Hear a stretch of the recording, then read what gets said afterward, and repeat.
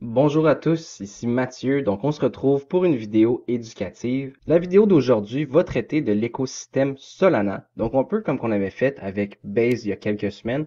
On va vraiment prendre le temps de regarder comment fonctionne et comment utiliser l'écosystème Solana. Donc aujourd'hui, je vais vous montrer premièrement quel portefeuille utiliser. Après ça, on va regarder comment faire un bridge, donc comment apporter des actifs de l'écosystème Ethereum par exemple vers Solana. Donc ça, je vous dirais, c'est la première étape pour avoir accès. On peut le faire d'une manière centralisée ou décentralisée. Donc lorsqu'on a le portefeuille, on peut apporter des actifs dedans.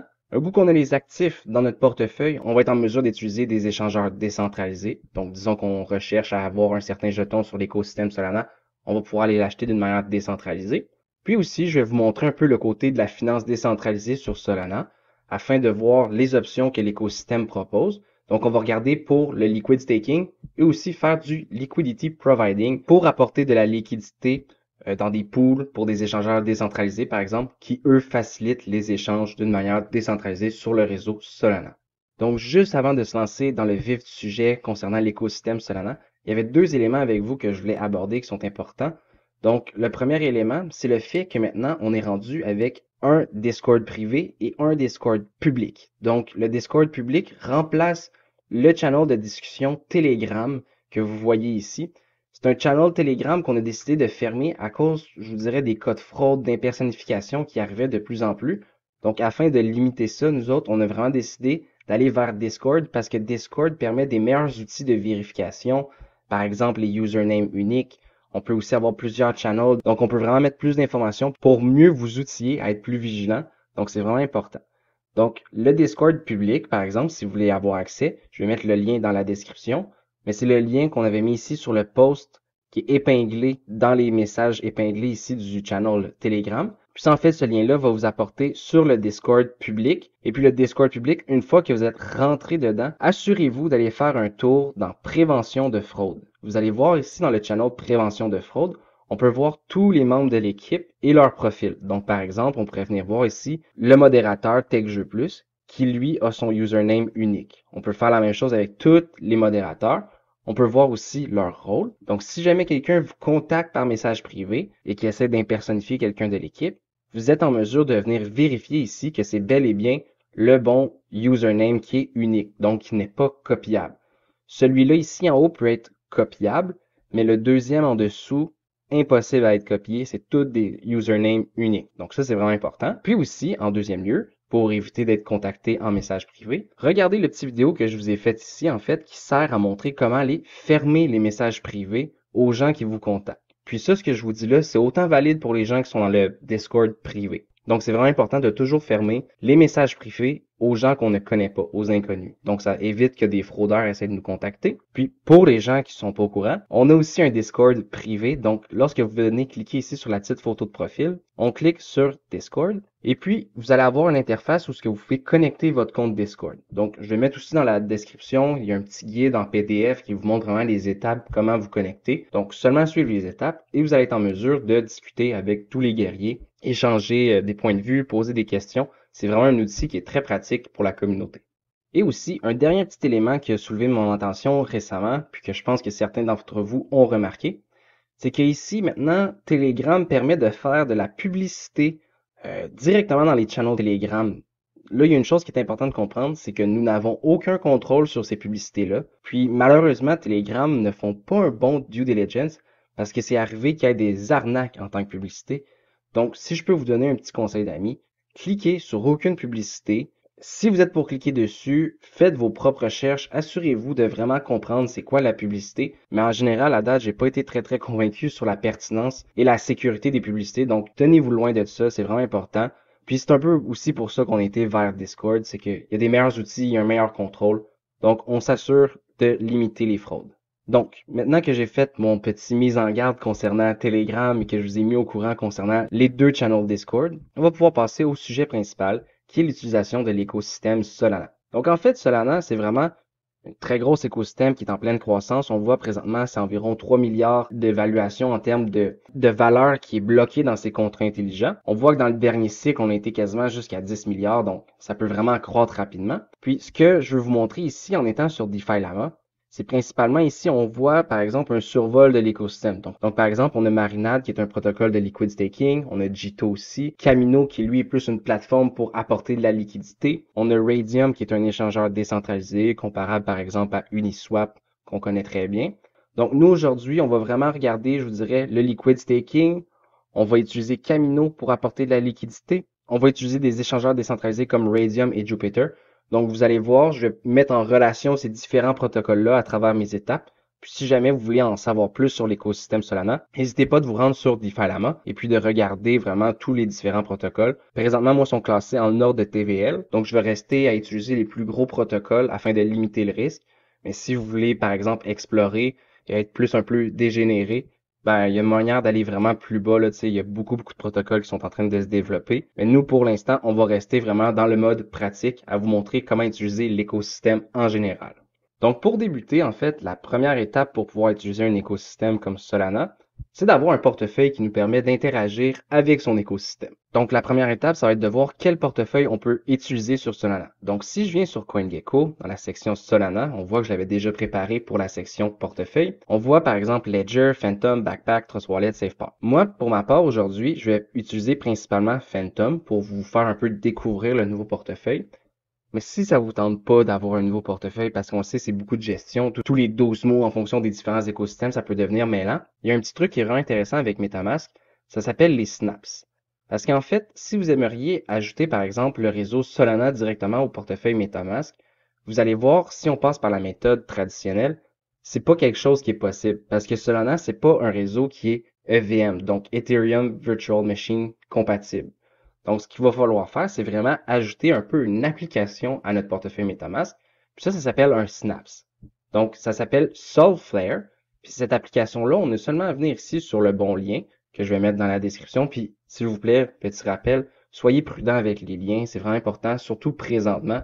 On voit beaucoup de fraudes qui commencent à revenir avec des faux liens, du phishing. Donc, c'est vraiment important de toujours redoubler de prudence avant qu'on clique sur un lien. Donc, ce que je vais venir faire ici, c'est cliquer sur Add to MetaMask. Et puis là, on va nous demander de le connecter. Donc, on connecte. On va cliquer ici sur Install. Install Solana Wallet. Confirmer.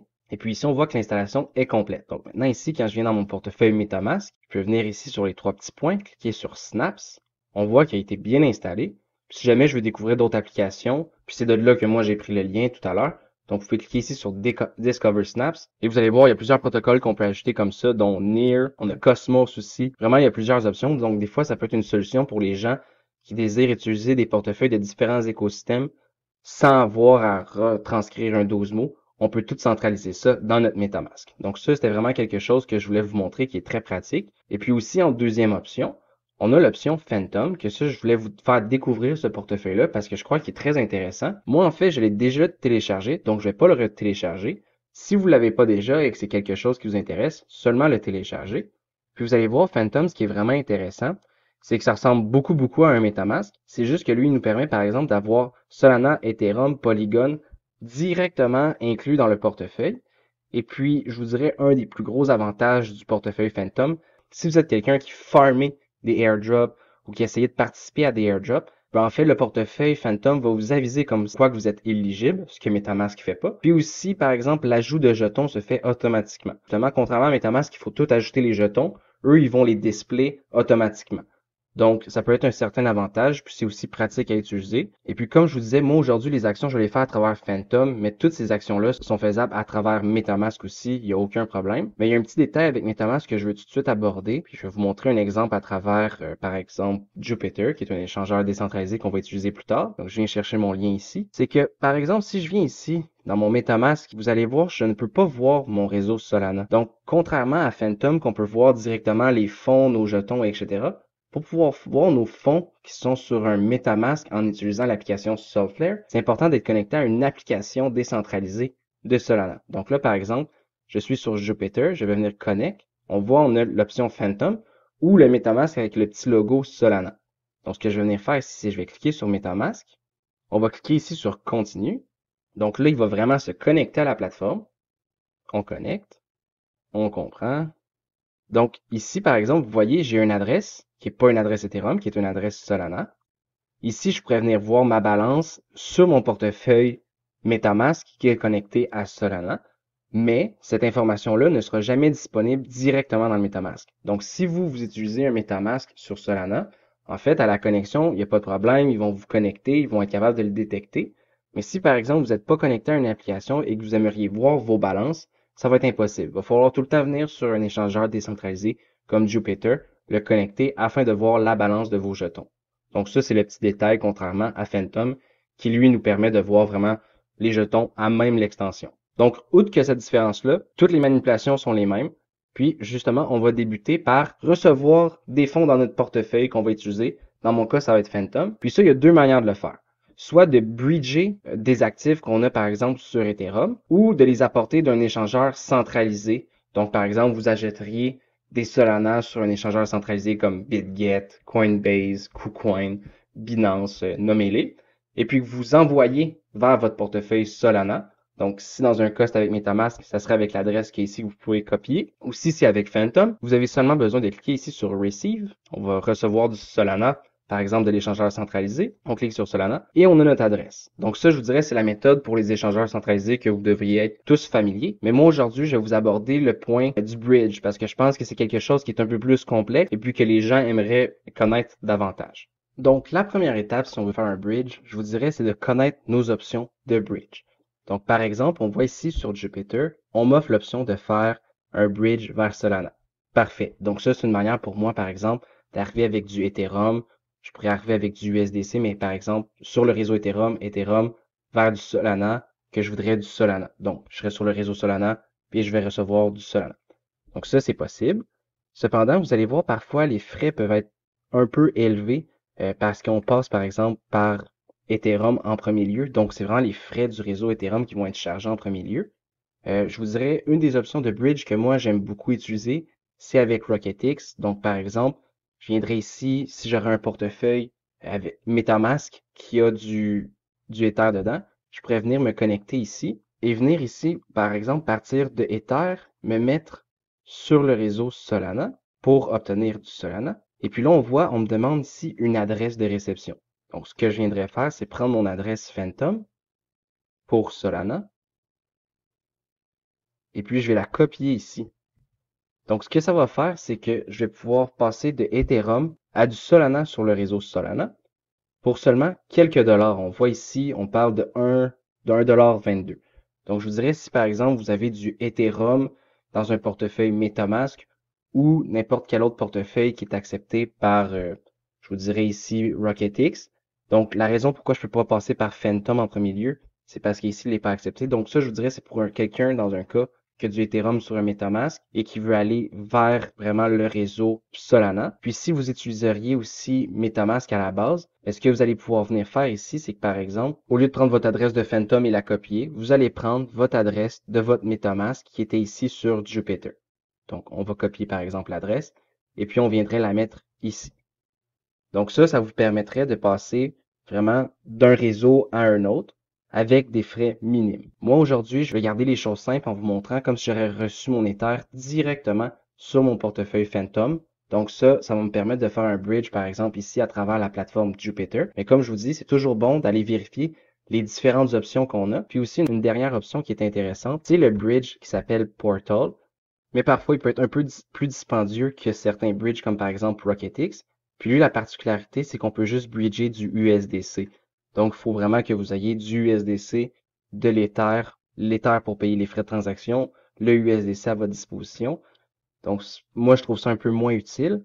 Mais par exemple, aujourd'hui, je vais vous montrer vraiment l'option directement à travers Jupiter avec leur bridge, puisqu'il est très simple d'utilisation. Les frais de transaction en général sont corrects. Puis s'il y a un moment que vous arrivez puis que vous voulez faire un bridge sur Jupiter, mais que les frais sont trop chers ou vous les trouvez trop chers, allez comparer à RocketX, c'est déjà une bonne manière.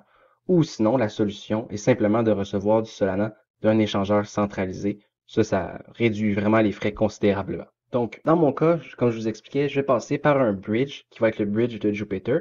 Mais il y a plusieurs options de bridge, dont Portal, il y a aussi RocketX dépendant de votre portefeuille de provenance. Là, puisque je suis ici, on voit que j'ai reçu mes Ethers sur le réseau Ether. Donc, ce que je vais vouloir venir faire sur le bridge, c'est venir passer de Ethereum sur le réseau Ether pour recevoir du Solana sur le réseau Solana. Donc, ici, en premier lieu, je vais m'assurer de connecter le bon portefeuille. Donc, on va aller sur Phantom. On le connecte, il n'y a pas de problème. Donc ici, ce qu'on va faire en première étape, c'est mettre la bonne quantité qu'on désire bridger vers Solana. Donc par exemple, je vais mettre 0.05. Ici, on voit, on me permet de faire le bridge. Je vais recevoir 1.15 Solana pour 148 $.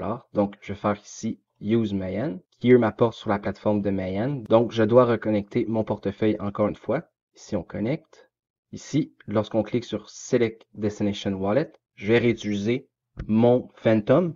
On aurait pu utiliser MetaMask aussi, qui est sur Solflare, donc vraiment pas de problème. Moi, pour mon cas, ça va être Phantom. Et puis, je clique sur Swap. On confirme le swap.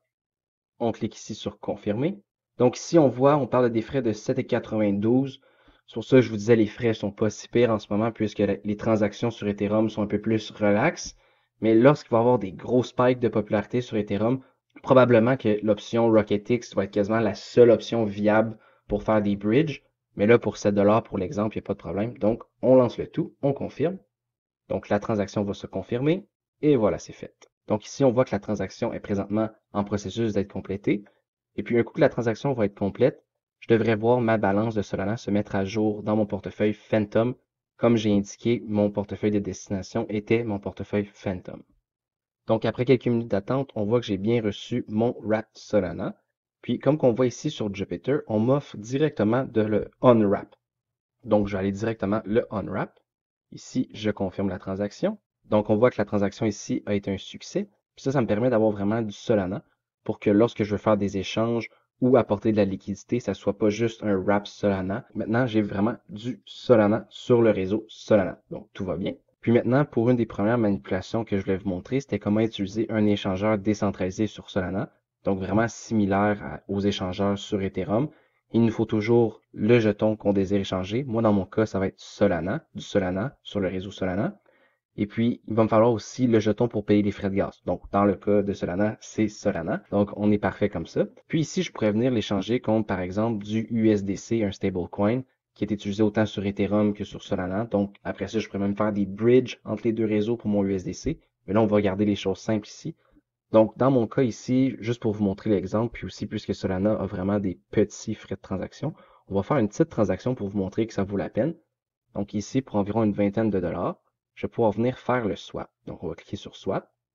Et puis, on confirme la transaction. On a vu que ça coûtait 0.0058 $. Donc, c'est vraiment des fractions de sous.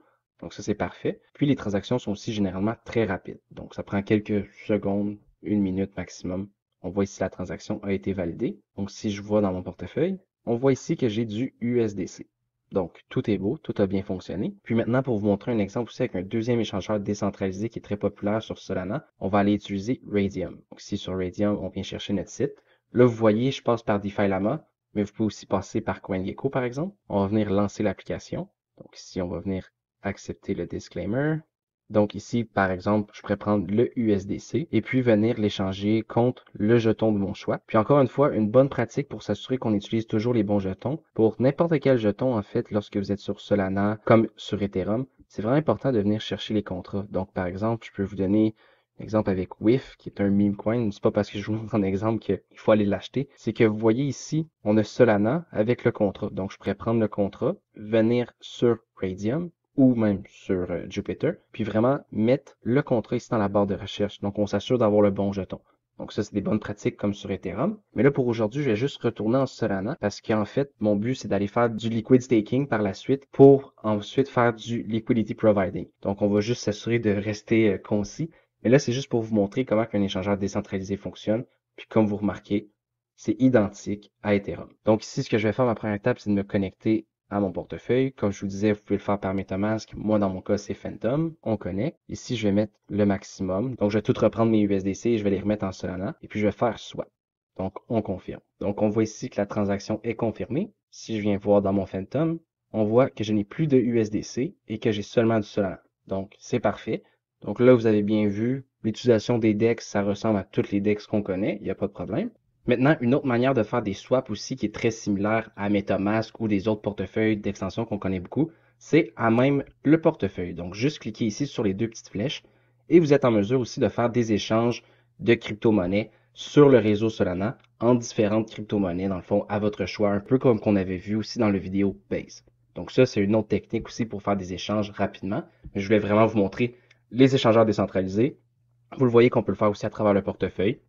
Aussi, une autre option qui est disponible sur le portefeuille Phantom, qui peut aussi être pratique dans les cas que je vous montre aujourd'hui, c'est vraiment d'acheter les crypto-monnaies à même le portefeuille. Parce que dans un cas ici, disons que je voudrais acheter du Solana pour m'éviter de faire des bridges, pour m'éviter de devoir m'envoyer des crypto-monnaies d'un échangeur centralisé. En fait, j'ai plusieurs options. Puis donc, comme vous pouvez voir ici, on a MoonPay et Coinbase Pay. Donc ça, ce que ça nous permet de faire, c'est que ça nous permet d'acheter, dans le fond, des crypto-monnaies, soit directement à travers notre compte Coinbase. Donc, si on utilise Coinbase, on nous demande de se connecter à notre compte sur l'échangeur Coinbase. Donc, on pourrait acheter des crypto-monnaies et directement les avoir dans notre portefeuille Phantom. Donc, ça évite les bridges, ça évite aussi d'acheter sur un échangeur centralisé pour ensuite faire l'envoi. Tout se fait automatiquement. Et puis, pour MoonPay, en fait, c'est par carte de crédit ou par transfert bancaire. Donc, ça peut être une option pour les gens, par exemple, qui n'utilisent pas un échangeur centralisé, qui aimeraient juste utiliser un portefeuille et payer à même le portefeuille. Donc, c'est une option, un peu comme MetaMask le propose. Donc, en fait, ça peut être une belle option pour lorsque les frais sont un peu plus élevés côté bridge, ou sinon, si vous désirez ne pas passer par un échangeur centralisé et directement le faire à même le portefeuille. Et puis maintenant, on va enchaîner avec la deuxième partie du vidéo, qui est vraiment l'utilisation de protocoles décentralisés. Maintenant, ce qu'on va faire, c'est qu'on va se tourner un peu plus vers de la finance décentralisée. On va aller faire du liquid staking, puis après ça, on va utiliser le jeton de liquid staking pour aller apporter de la liquidité dans des pools en finance décentralisée sur Solana.